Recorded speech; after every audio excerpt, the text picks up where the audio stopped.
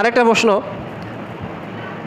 যে কিছু কিছু মানুষের মাঝে মধ্যে বাড়িতে রাতের বেলা কিছু অবিশ্বাস্য ঘটনা ঘটে, যেরকমভাবে দেখা যাচ্ছে যে হঠাৎ করে রাত্রে পানির ট্যাপ খোলা, অথচ সবাই ঘুমায় আছে। হঠাৎ করে দেখছে রান্নাঘরে ডিম ভেঙে পড়ে আছে। হঠাৎ করে দেখা যাচ্ছে রান্নাঘরে এরকম থালা বাসন কেউ ফেলে দিচ্ছে। এরপরে রাত্রে হঠাৎ অনেক রাত্রে বাড়ির চালের উপরে ইট ফেলাচ্ছে বা এরকম শব্দ হচ্ছে চালের উপরে। কিন্তু অনেক বাড়িতে এরকম ঘটনা ঘটে। তো এইগুলা শয়তান জিনদের কারসাজি। ওরা মানুষকে বিরক্ত করতে পছন্দ করে শয়তান জিনগুলো। এই জন্য বিভিন্ন মানুষের বাসায় যে এইরকম উদ্ভব কিছু ঘটনা ঘটায়।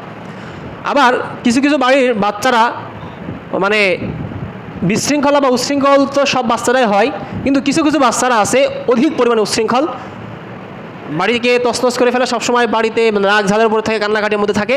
তো বুঝতে হবে যে এই বাচ্চার উপরে শয়তান জিনের আসর আছে। শয়তান জিনের আসর আছে বিধায় এই বাচ্চা সবসময় এরকম উচ্ছৃঙ্খলভাবে থাকে। আমাদের এদিকেও এই বিষয়কে ফেস করছে কিনা জানি না, কিন্তু এগুলো ঢাকা শহর এলাকাতে এরকম ঘটনা অহরহ ঘটে। তো এই বিষয় থেকে পরিত্রাণ পাওয়ার জন্য এসব জিন শয়তানের বিষয় থেকে পরিত্রাণ পাওয়ার জন্য যদি পারেন কোরআন পড়তে পারেন তাহলে সূরা বাকারা বাসায় তেলাওয়াত করবেন। আর যদি সূরা বাকারা তেলাওয়াত করতে না পারেন, সবার কাছে মোবাইল আছে, মোবাইলে বাসায় অল টাইম যদি পারেন বাসাতে সূরা বাকারা চালায় রাখবেন। সূরা বাকারা যদি বাসায় পড়ে বা এরকমভাবে বাড়িতে চালান, মোবাইলে হোক বক্সে হোক যদি বাজান, এগুলো চালু রাখেন, তো ইনশাল্লাহ বাড়ির থেকে এরকম ধরনের জিন শয়তানের আসর থেকে মুক্তি পাবেন ইনশাল্লাহ। এবং আরেকটা বিষয় হলো, বাড়িতে যখন প্রবেশ করবেন, যখন কোনো মানুষ বাড়িতে প্রবেশ করে তার সঙ্গে কিন্তু জিন শয়তান প্রবেশ করে। আর যখন আপনি বাড়িতে প্রবেশের সময় সালাম এবং বিসমিল্লাহ বলে প্রবেশ করবেন, তখন কিন্তু আপনার সঙ্গে আর জিন প্রবেশ করতে বা জিন শয়তান প্রবেশ করতে পারবে না। বাড়িতে ওঠার সময় আউযু বিল্লাহি মিনাশ শাইতানির রাজিম বিসমিল্লাহির রহমানির রহিম পড়ে এইটা পড়ে যদি ঢুকেন, তো আলহামদুলিল্লাহ বাড়িতে এগুলো আর হবে না।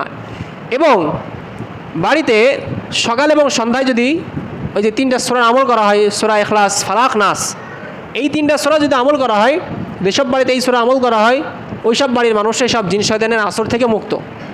তো এই জন্য এমন ঘটনা যদি কারোর বাড়িতে ঘটে থাকে, তো আপনারা সূরা বাকারা বাড়িতে তেলাওয়াত করবেন। যদি না পারেন তাহলে মোবাইলে বা যেভাবে হোক এটা বাড়িতে চালু রাখবেন।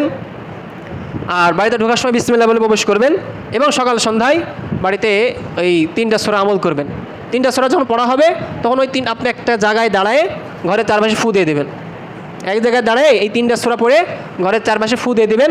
ইনশাল্লাহ বাড়িতে এরকম ধরনের জিনের আসর বলেন, বাচ্চাদের উপরে জিনের আসর বলেন, এরকম ধরনের সমস্যা থেকে বাড়িকে আল্লাহ তাআলা হেফাজতে রাখবে।